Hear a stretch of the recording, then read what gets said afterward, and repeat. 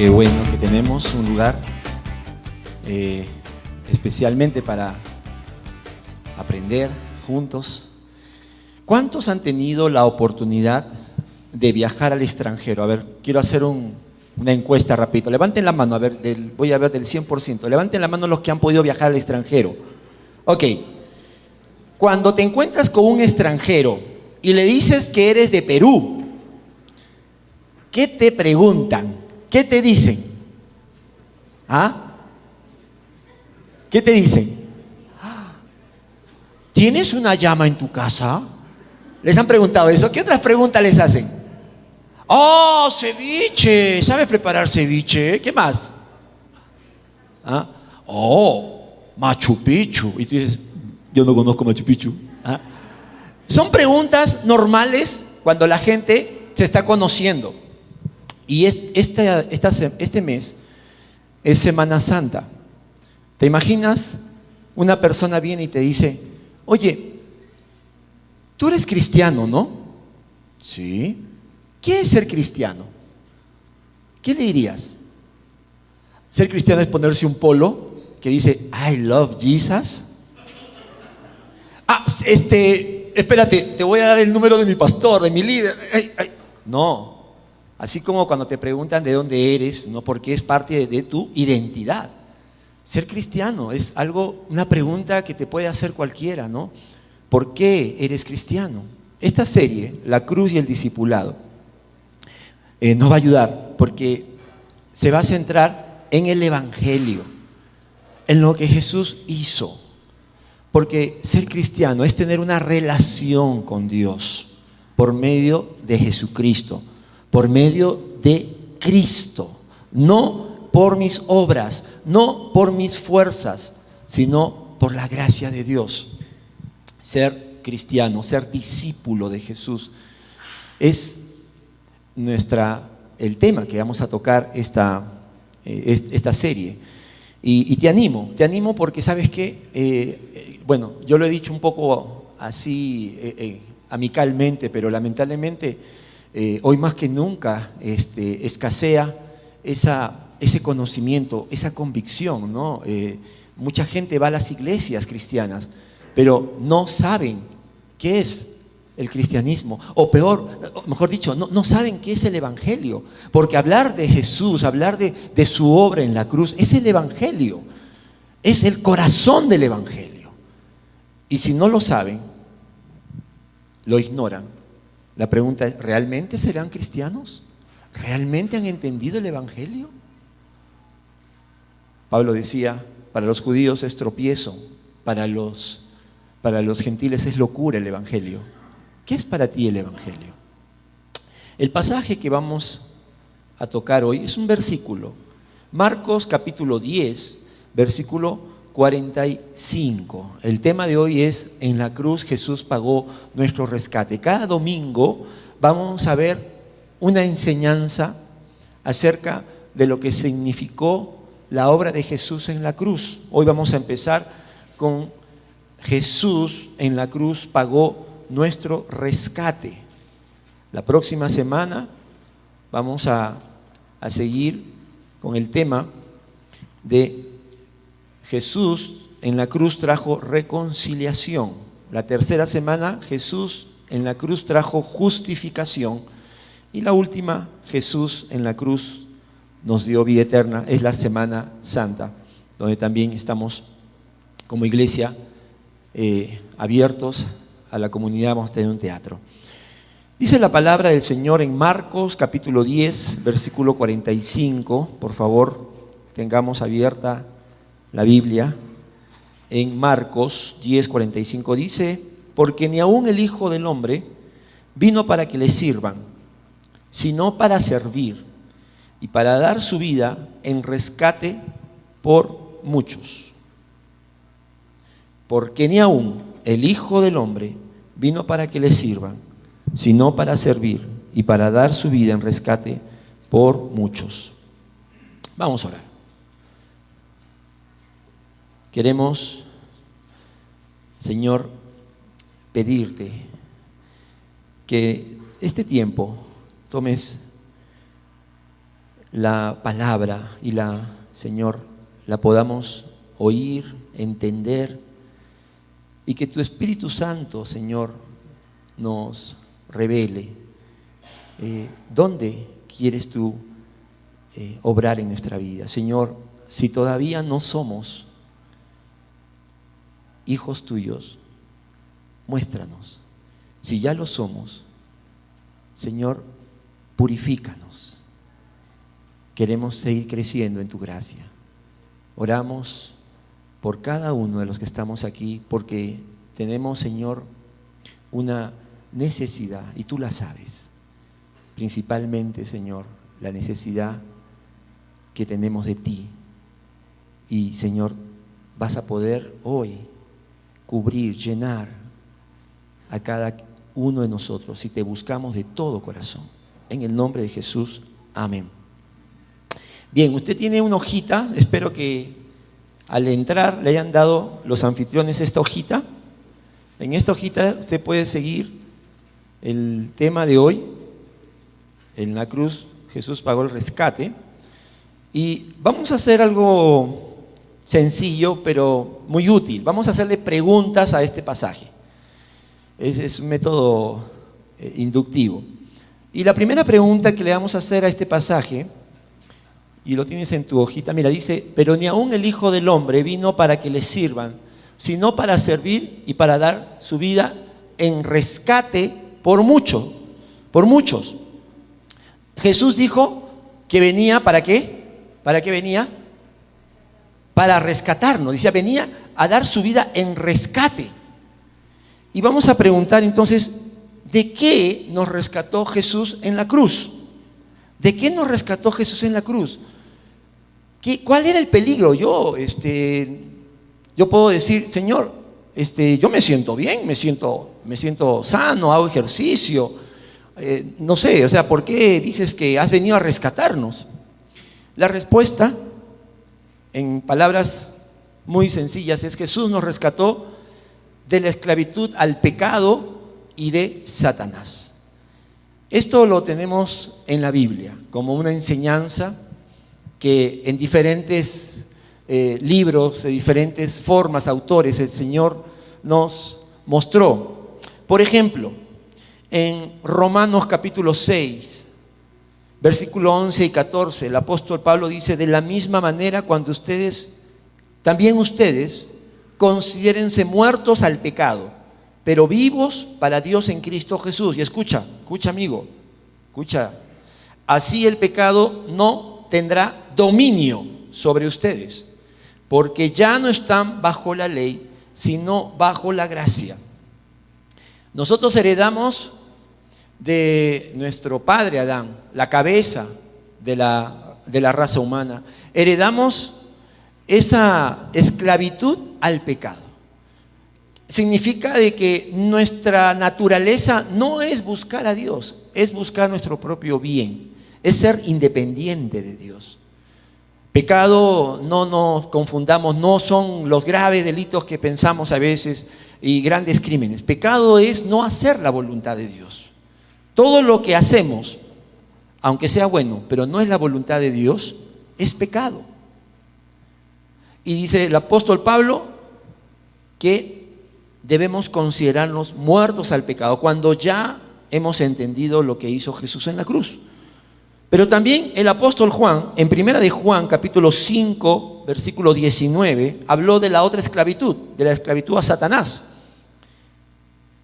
Él puso: sabemos que somos hijos de Dios y que el mundo entero está bajo el control del maligno. Sabemos que somos hijos de Dios. El auditorio, el público del apóstol Juan era los cristianos, los creyentes. Por eso él habla ya de el presente. Por la obra de Cristo ahora son hijos de Dios. Pero les dice que el mundo entero está bajo el control del maligno. Entonces cuando Jesús dice: he venido a rescatar, he venido a dar mi vida en rescate por muchos, estamos hablando de la esclavitud más grave, la esclavitud más importante de la cual tú y yo tenemos. Mira, no veas a Jesús, por favor, como el que te va a ayudar, no sé, en tus deudas. Lo puede hacer, por supuesto, Él es todopoderoso. No veas que Él es el que va a solucionar y que va a hacer que de pronto con una varita mágica tu familia va a cambiar y todos van a ser muy alegres, muy obedientes. No. El problema principal, la raíz de todos los problemas de la familia, de la sociedad, del mundo entero, se llama la esclavitud al pecado y a Satanás. Y para eso vino Jesús. Para eso vino el Señor. Y mira, este pasaje nos habla de un rescate. Y la palabra rescate en griego es lutron. ¿Qué significa lutron? Lutron significa redención, soltar las cadenas, desatar. Esta es una palabra que se usaba en la plaza, en los mercados. En esa época habían esclavos que se vendían. Y rescate es lo que tú pagabas para que ese esclavo deje de estar ahí en la plaza y pueda ir a tu casa a servirte. Ahora, la forma gramatical como está escrito es que Jesús vino para dar su vida en rescate en lugar de muchos. Por eso abajo dice en lugar o a cambio de. Y eso nos habla de que el Señor venía de una manera vicaria. ¿Qué significa vicario? Significa en lugar nuestro, a cambio nuestro. Tú y yo podemos poner nuestro nombre ahí. He venido en rescate a cambio de Arcadio. Puedes poner tu nombre ahí. Mira, yo a los 12 años entendí esta verdad. Estaba en un campamento y había ido a varios campamentos porque como cristiano de tercera generación íbamos a los campamentos, ¿no? Así como hemos visto el video, ¡uy, qué bonita, hay diversión! Pero en ese campamento entendí esta verdad. Tenía 12 años. Me acuerdo muy bien la fogata, el líder, el pastor que predicó, habló de la venida de Jesús, habló de su muerte en la cruz. Y yo lo tengo aquí, es como si hubiese pasado, no sé, ayer. Yo vi, entendí lo que decía este predicador, lo que decía la palabra. Jesús vino para salvarme. Tú dirás, y me acuerdo que pasé adelante llorando. ¿Sabes por qué? Porque yo dije, Señor, necesito tu salvación. Hoy tú dirás, pero eras un chico de 12 años, un muchacho de 12 años, ¿qué pecados puede haber cometido? Ese es bajo nuestra mentalidad, ese es bajo nuestra lógica. Pero yo creí, fue el Señor que tocó mi corazón y yo me vi allí en esa situación espiritual de necesidad, de esclavitud. Y ese día entregué mi vida a Cristo. Mira, estaba leyendo algunas frases del pastor Billy Graham. Lo conocen a Billy Graham, ¿no? Quien aparte de la presencia del Señor. Y esta es una de las frases que él mencionó y creo que resume bien lo que estamos escuchando hoy. Él dijo en una de sus prédicas, no fueron el pueblo o los soldados romanos los que pusieron a Jesús en la cruz. Fueron tus pecados y mis pecados los que hicieron que fuera necesario que Él ofreciera voluntariamente su muerte. Cuando Jesús dijo, he venido en rescate, Él nos vio en esa pobreza, en esa esclavitud. Y si tú un día entregaste tu vida a Cristo con ese sentimiento, con esa convicción de necesidad, gloria a Dios, el Señor tocó tu corazón. Pero cuidado porque no vaya a ser que no fue así, que más bien pensaste que le estabas haciendo un favor a Dios o que lo estabas haciendo con algún interés, con ganas de recibir algo a cambio. Te cuento, hay una historia de un señor Glenn Ford, que esto pasó en Estados Unidos. un hombre afroamericano, que lo acusaron de un asesinato. Él trabajaba en una joyería y el dueño de esta joyería fue encontrado muerto, con varias heridas de bala.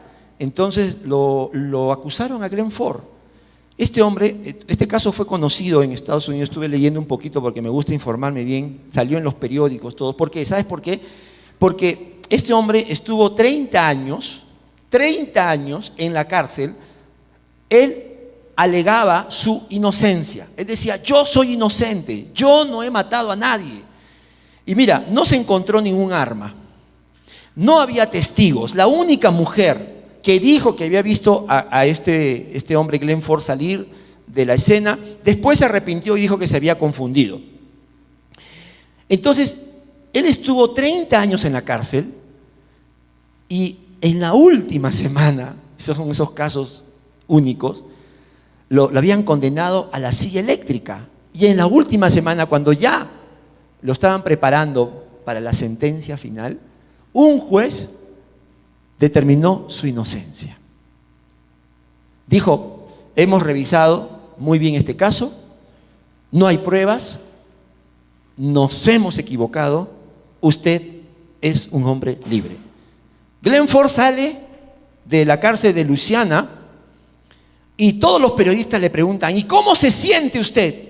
30 años que ha estado en la cárcel. Y él dice, bueno, la verdad es que estoy muy amargado con la sociedad. Estoy muy molesto porque he perdido 30 años. Yo sabía que era inocente. Yo sabía que no había cometido ese crimen. Mis hijos, yo los he dejado cuando eran pequeños y ahora 30 años. ¿Quién me va a devolver esos 30 años de mi vida? Glenn Ford salió de la cárcel amargado, resentido, porque él se consideraba, ¿qué? Inocente. Ahora, porque este ejemplo, ¿sabe de qué me hablaba? A veces nosotros podemos, no nos hemos dado cuenta, tener esa misma actitud ante Dios. Señor, yo no soy culpable. Señor, mira, hay otros peores que yo. Señor, ¿por qué dices que soy esclavo del pecado? Por favor, ese pastor, qué exagerado. De Satanás.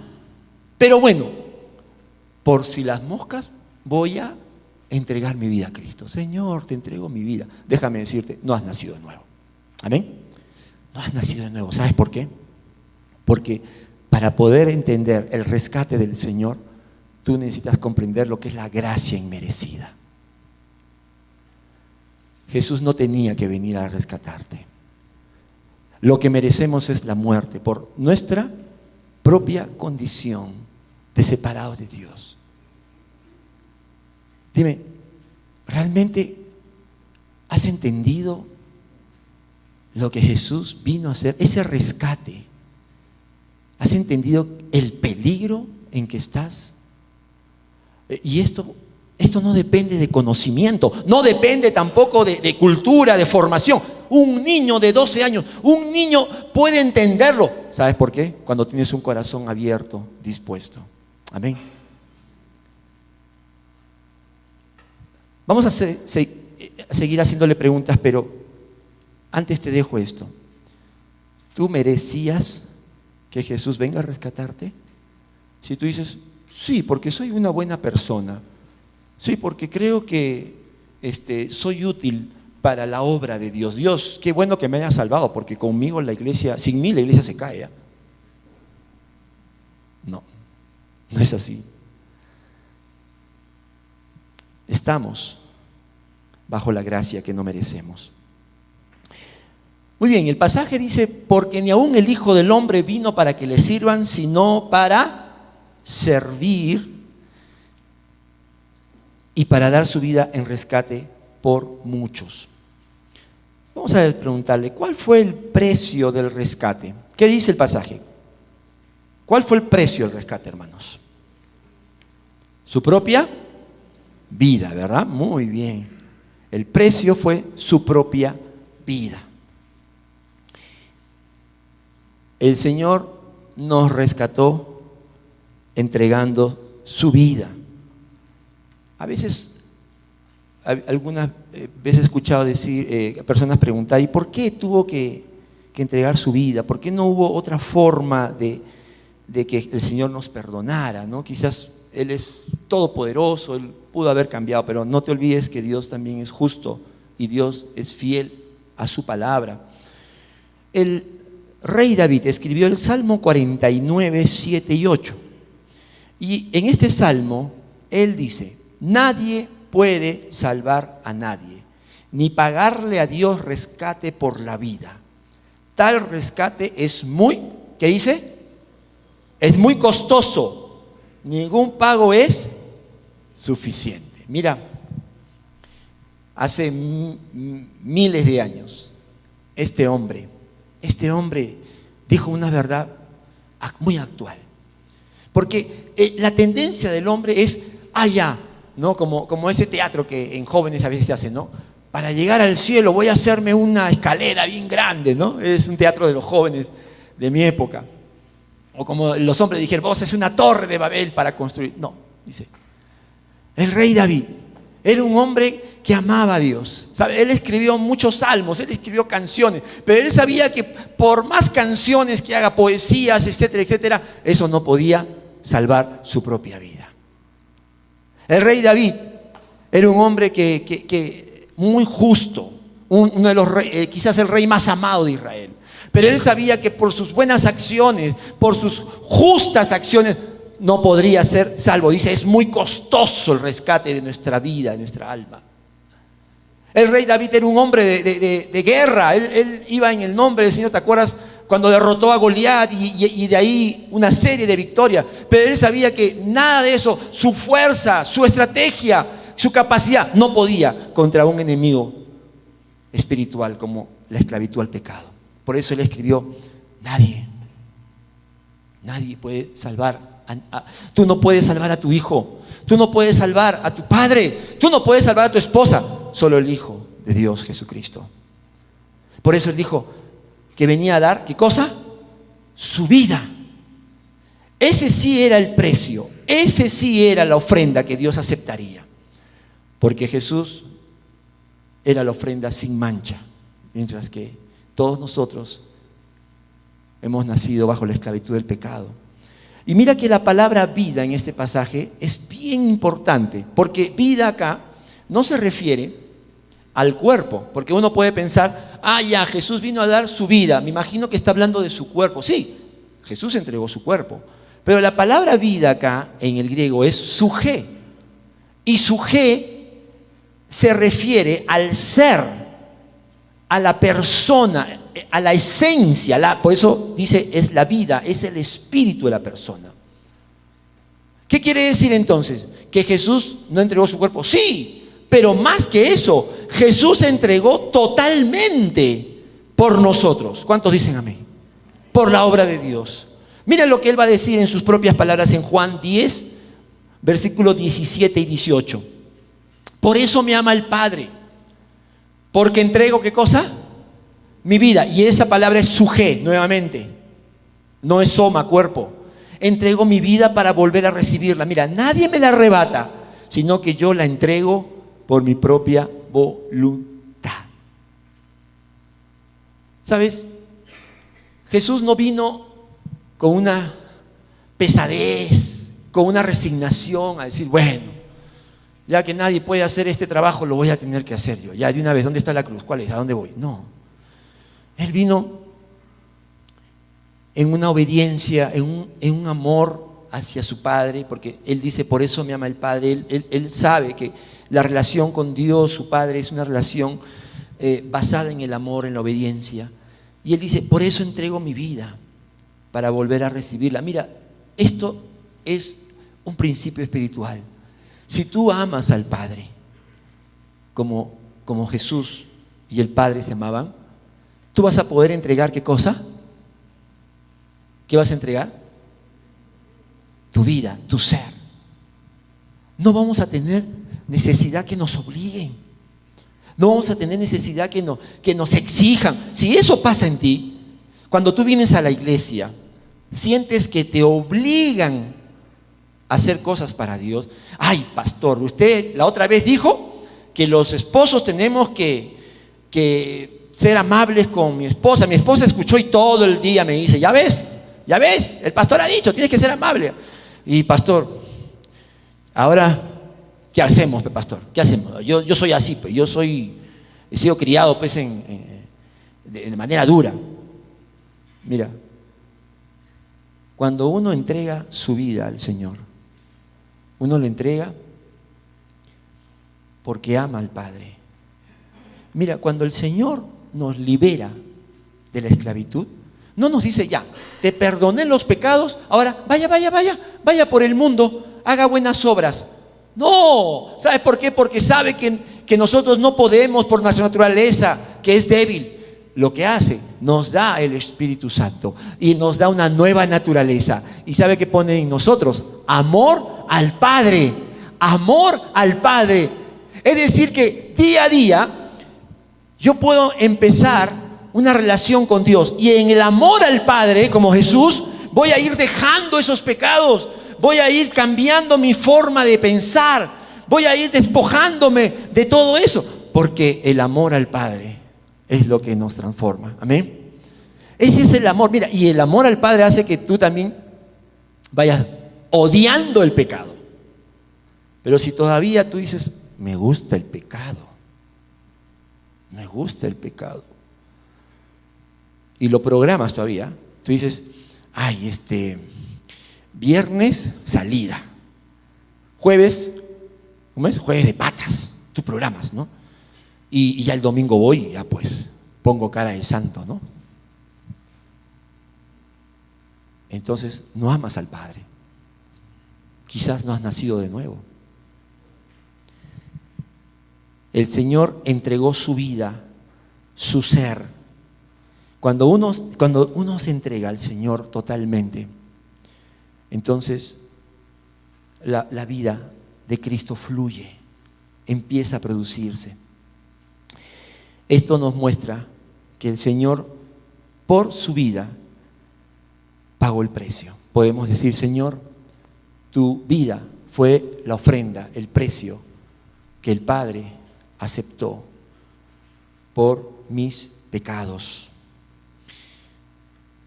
Vamos a hacerle la siguiente pregunta a este pasaje. Dice, porque ni aun el Hijo del Hombre vino para que le sirvan, sino para servir y para dar su vida en rescate por muchos. ¿Quién es el que pagó el rescate? Jesús. Pero ¿cómo se le llama aquí en este pasaje? Hijo del Hombre. ¿Tú sabes que la gente le llamaba a Jesús, tenía nombres? Por ejemplo, le decían Hijo de Dios, le decían Hijo de David. Pero tú sabes, cuando Jesús se refería a sí mismo, él prefería este nombre, Hijo del Hombre. ¿Sabes por qué? Porque el nombre tiene que ver mucho con su identidad y con la relación que él establece. Por ejemplo, el Hijo de Dios hablaba de su relación con su Padre, con Dios. Quiere decir su identidad divina. Tiene que ver con su relación con Dios.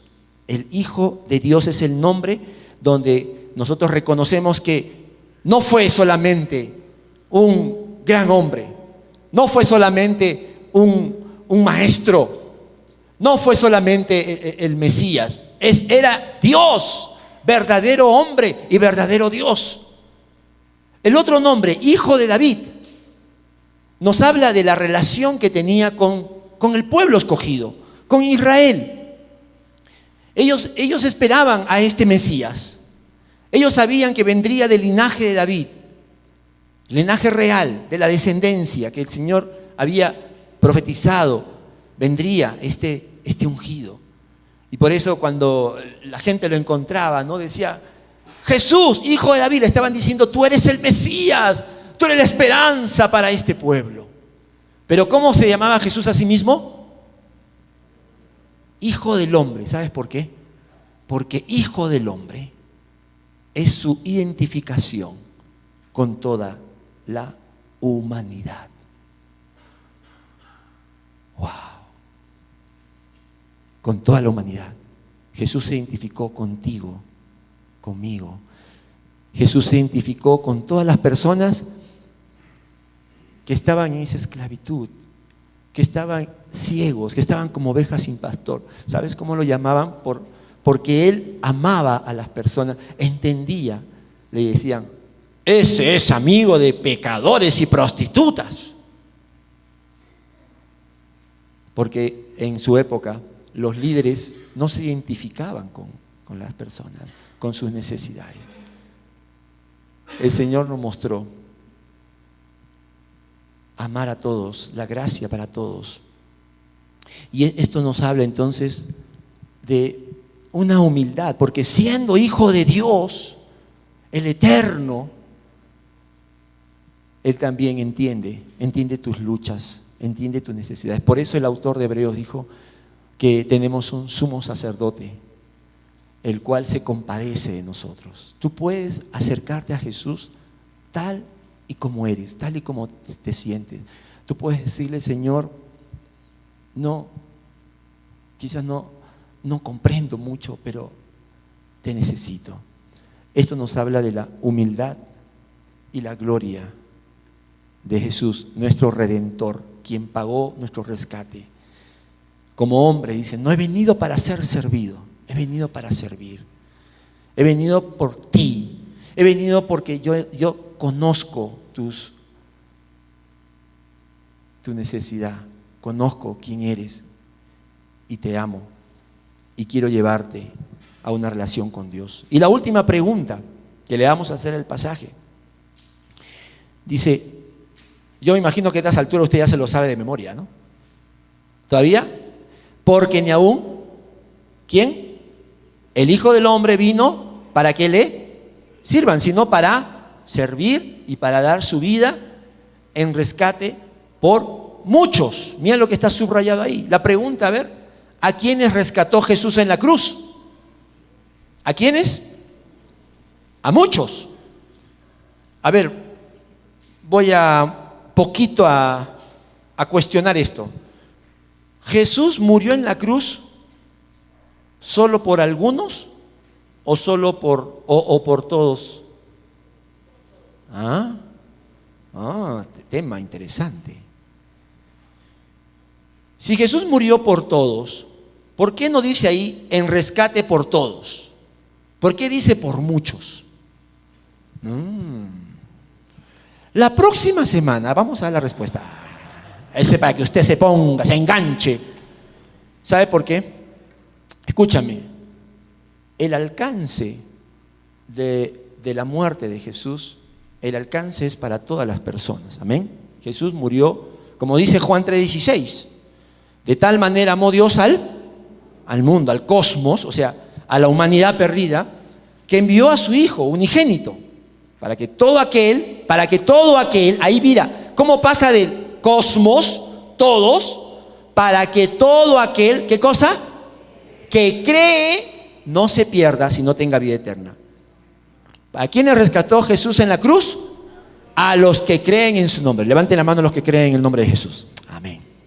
Y esto no es mérito nuestro, esta es una gracia de Dios. Amén. Jesús murió en la cruz, pero no todos se rinden a Él. No todos creen en su nombre. En esta tarde ya, tú puedes decir, ay, qué bueno, el pastor ha dicho que Jesús vino porque yo era esclavo del pecado y esclavo de Satanás, y Él ha muerto y con su sangre ha pagado el rescate. La vida de Jesús ha sido la ofrenda y ahora ya, soy salvo. No basta. Tienes que creer, tienes que poner tu confianza, tu vida, así como Jesús, su todo tu ser en las manos de Jesús, en la obra perfecta de Jesús.